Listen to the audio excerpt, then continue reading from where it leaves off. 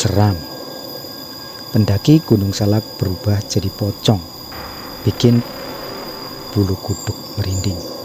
Kisah mistis ini berawal dari mantel yang ternyata jimat pesugihan dari bapak salah satu pendaki.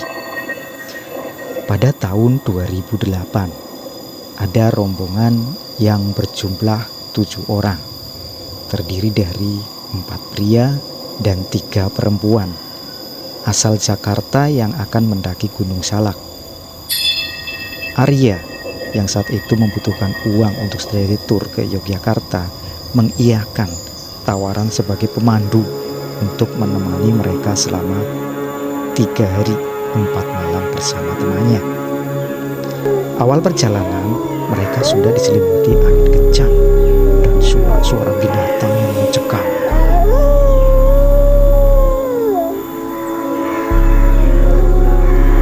Sampai akhirnya mantel salah satu pendaki yang bernama Ririn hilang.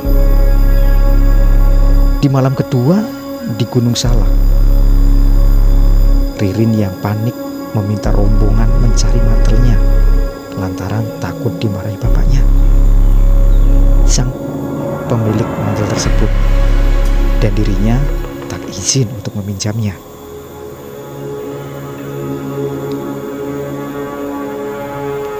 Secara sigap, semua orang segera membantu Ririn mencari mantelnya, namun nihil. Akhirnya pencarian diputuskan besok pagi dan mereka tidur. Sebagai tour guide, Arya punya kewajiban menjaga tenda selama yang lainnya tidur. Keberanian itu dia kumpulkan mengingat kejadian sebelumnya di mana Arya melihat mantel Ririn terbang melayang di sekitar tenda. Tapi dia berusaha untuk tetap diam.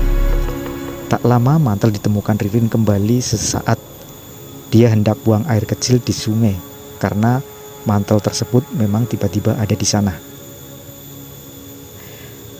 Petaka dimulai di malam ketiga ketika semua rombongan berkumpul di luar dan mengelilingi api unggun.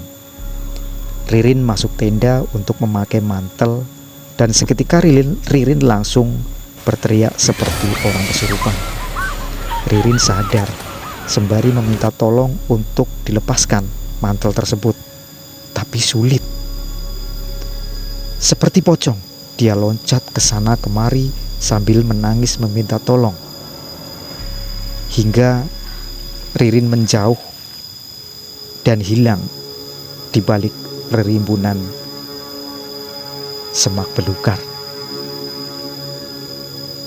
Singkat cerita, Bapak Ririn menghubungi dan langsung menuju lokasi untuk mencari Ririn yang hilang di Gunung Salak karena diusir oleh penunggu Gunung Salak yang tidak mau menerima pocong Ririn karena bukan makhluk halus yang mati. Selama 7 hari berturut-turut pencarian Ririn dilakukan, dan tepat di hari terakhir Ririn ditemukan di atap permukiman warga sambil menangis.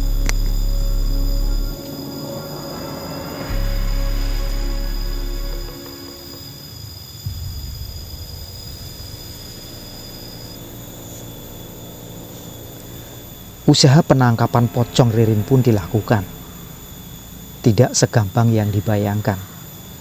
Butuh orang-orang pinter dan yang tahu tentang energi dari mantel itu.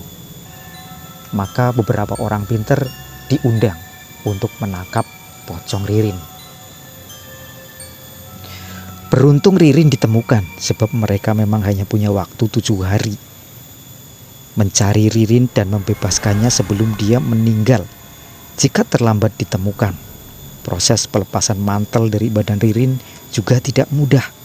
Berulang kali kafan berubah menjadi mantel sampai akhirnya bisa dibuka dan dibakar.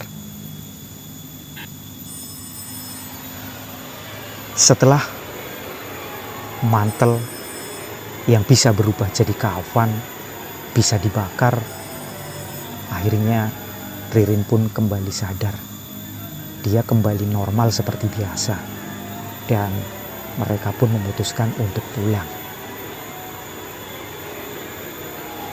Dan pada akhirnya kisah Pocong Ririn pun berakhir. Bagaimana menurut kalian? Apakah kalian percaya ada satu benda yang ternyata benda itu adalah jimat pesugihan? Walau alam. Semoga terhibur dan sampai jumpa di cerita horor berikutnya. Sekian.